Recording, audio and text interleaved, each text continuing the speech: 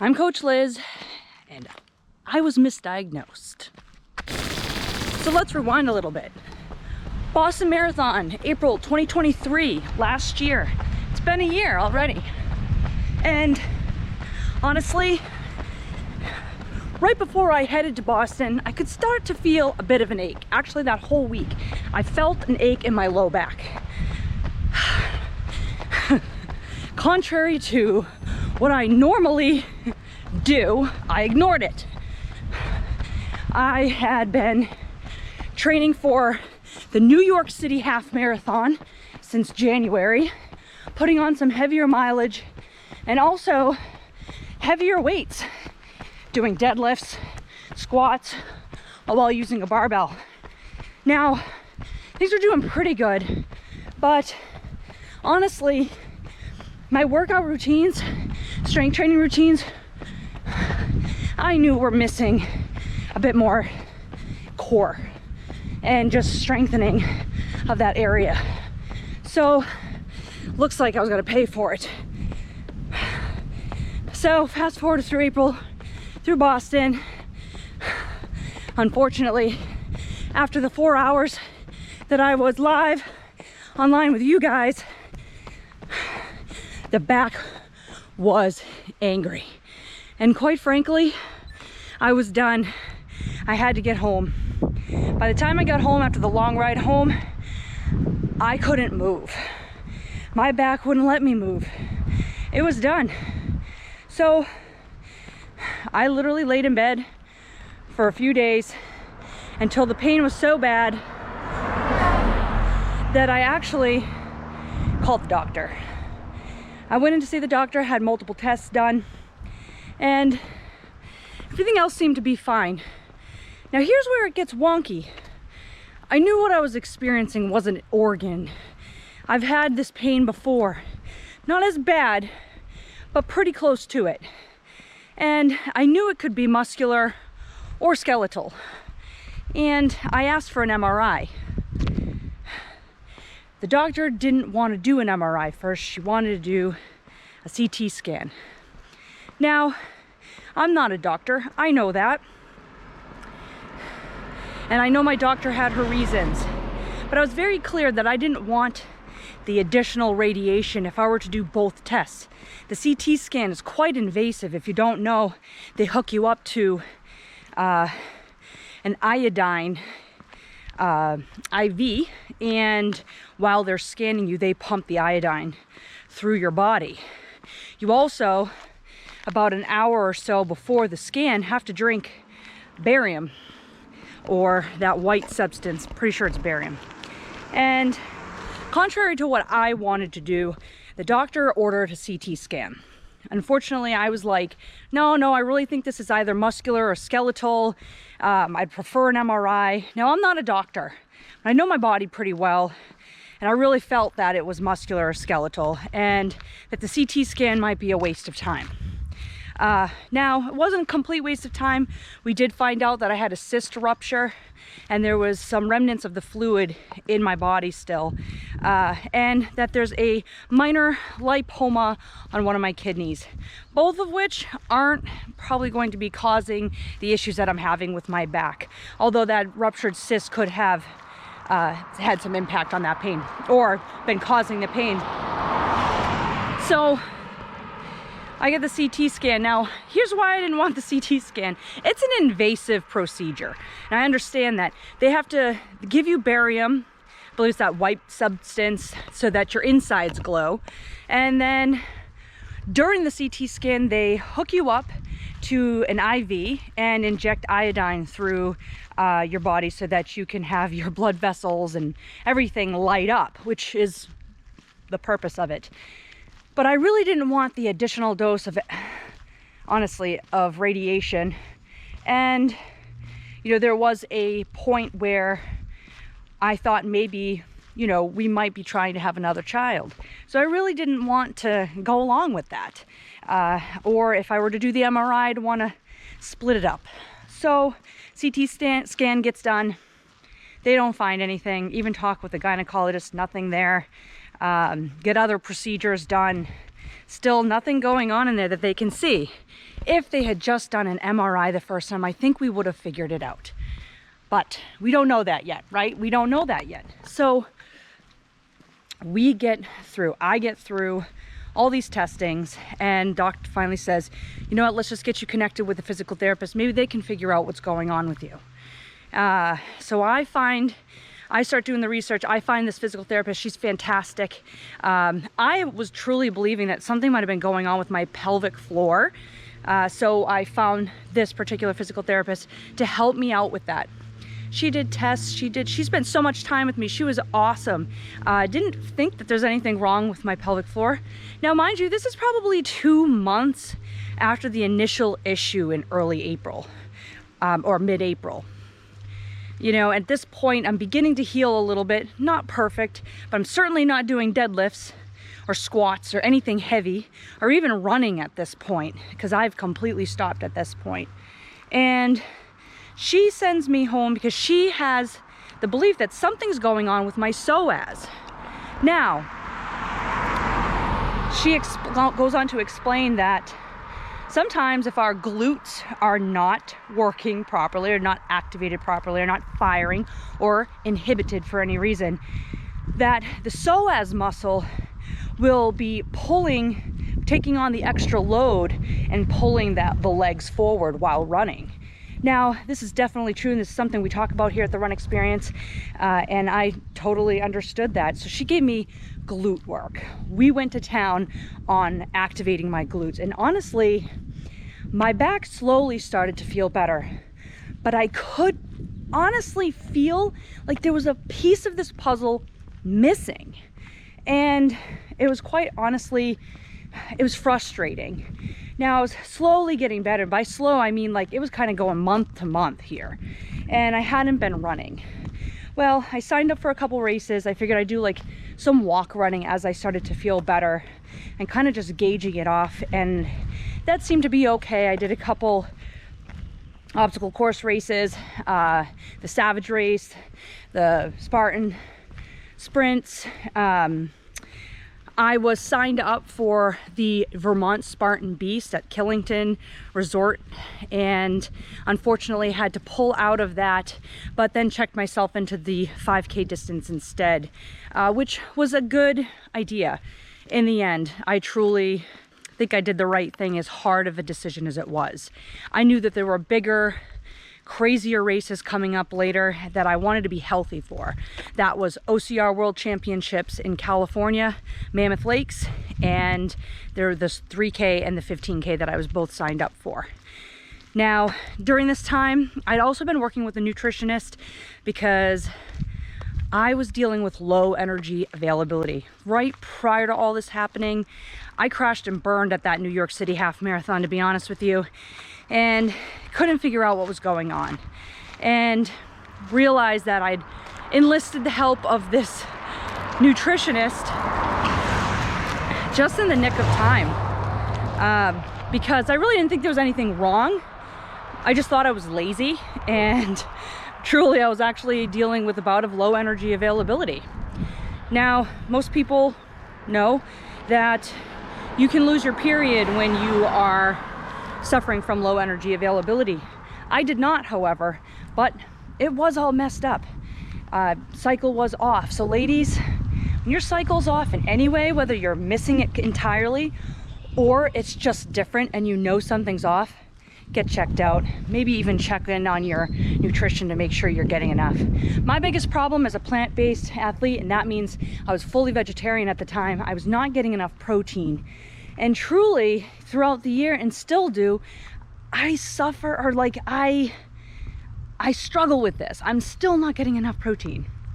So I have a feeling, looking back, and the reason I mentioned all this too, is that I wasn't recovering between my workouts as well. And I honestly, even though I wasn't doing all the proper work I felt I needed to be doing to keep my core solid, as I have dealt with this before, low back issues, and knowing that the core has everything to do with supporting that spine.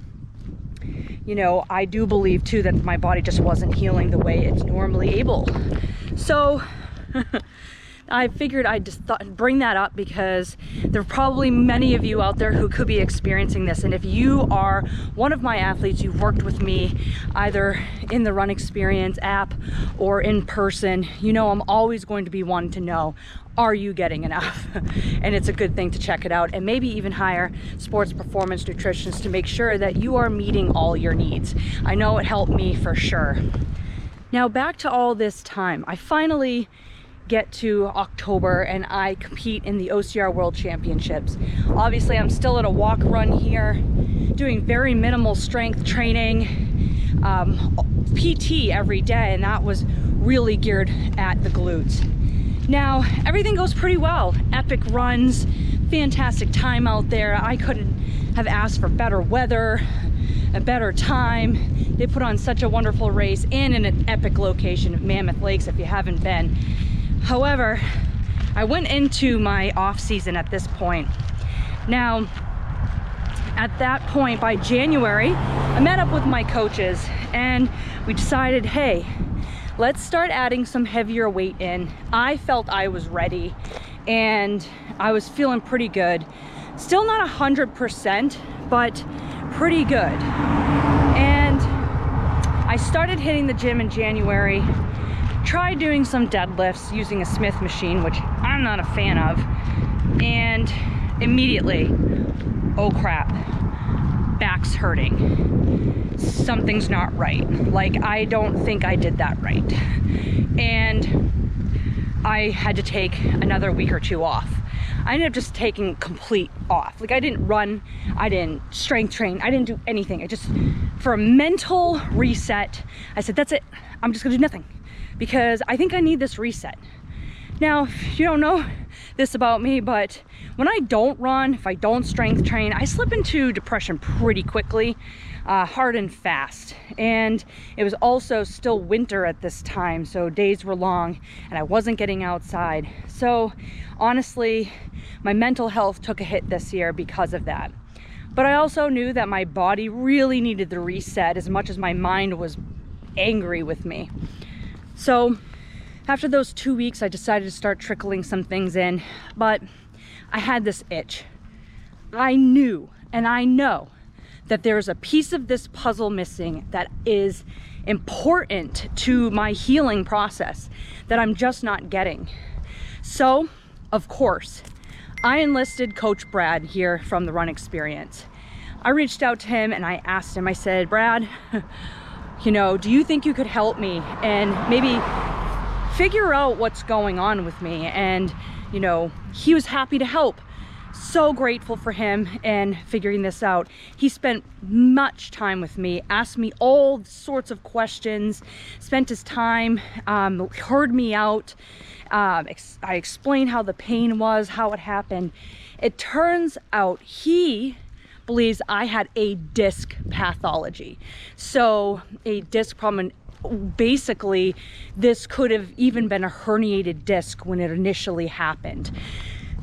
Boom, light bulbs go off, flashing in my head. I've been dealing with low back pain and perhaps even an old herniated disc from when I was early 20s. So it made perfect sense. Oh my gosh, that this could have been happening.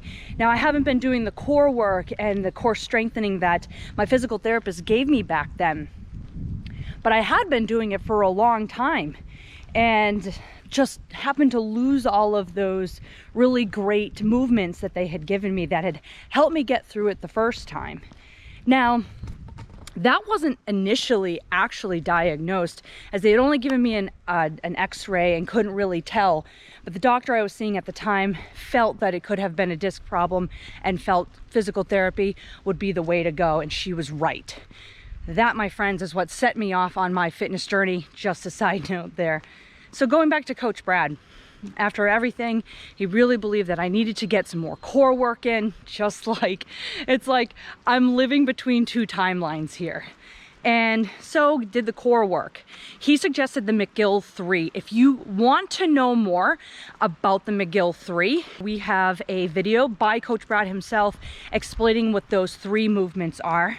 I won't go into detail with them. So I started doing those about 3 times a week, roughly, using the rep scheme that he suggested. I also did some more research on the movements and added a band to the lineup on my thighs during the side planks. I also got into TRE's Injured Runner program and started the level 1 strength training in there. Now, it's been quite a while. It's been a couple months, and with the couple months of consistent core work each week, and especially making sure that I'm doing the core work before run. So I have, of course, now, as you can see, I have started running. I even trained for the Boston Athletic Association 5K while Morgan and I were out in Boston. I ran that. I was just happy to be out there running, to be honest. Wasn't going for any PR. I was just going out there to work hard and have fun. And honestly, I did that. Now, I'm definitely not 100% as far as where I was in my fitness level when all this happened. What I can tell you is I am pain-free in my back. I will say the symptoms that I experienced were pretty debilitating and happened for so long. My initial diagnosis from the original physical therapist was that there was a psoas problem. The psoas was taking the beating. Well, Coach Brad broke it down and said, well, where the herniation could have occurred is right where that psoas muscle is, its point of origin. It's where it starts. And with it being so angry, so it's constantly trying to protect and put me like in this fetal position to protect, it would not shut off. So yes, the psoas muscle was taking the beating, but it wasn't the psoas muscle's fault, if you could say that 5 times fast. So in the end, you have to advocate for yourself. Unfortunately, in the medical industry, there's so much red tape and they're forced to do so many protocols. It's really, when it comes to certain injuries and certain things, I do say go, obviously, I'm not a doctor. Go get checked out by your doctor, rule other things out, you know, but in the end, you do have to advocate for yourself. And in the end, I do wish I had pushed a little harder for that MRI in the beginning, because here we are a year later and I'm making this video. And although I've made all the mistakes, at least if you're watching this, you don't have to. Because here at the Run Experience, we make all the mistakes so that you don't have to. So, in conclusion, advocate for yourself when going to the doctor. Here I am, pain-free, finally, after all that time, and my psoas is finally calming down. I can now bend over, but it's also because I am practicing good positions all day. So honestly, in conclusion, your physical therapy doesn't end at the physical therapist's office. It doesn't even end during your physical therapy session alone while you're at home. It is an all-day thing. Practicing good positions while you are standing, while you are walking, while you are bending over to pick something up off the floor. Making sure that you are doing it in proper form all the time is important. I think specifically, especially in the case of my poor psoas. Understand that it takes work, it takes dedication, and that it's an injury is always an opportunity to become stronger and become faster in some way, shape, or form. Maybe not so much faster, but right out of the gate coming back from an injury. But it's always an opportunity to become stronger and to fill in those holes and those gaps. And remember that you're in this for the long run. I know I'm in this for the long run. There's no way I'm quitting. And know that it's okay to have ups and downs during your injury. And knowing that sometimes your mental health can and will take a hit as well. And know that that's normal too. And there are people out there you can talk to. And you can even come talk to us here at the Run Experience. You can always chat with me right in our app. Well, everybody, that's my journey, that's my story, and I hope you learned from it as much as I've learned from it, and I hope you don't have to go through the same thing. If you like this video, please make sure you give us a like and a subscribe, and hit that notification bell to know when we have new content coming out. It could be like this, it could be different. You know what we got around here. Thanks so much for watching, guys, and I'll see you in the next one.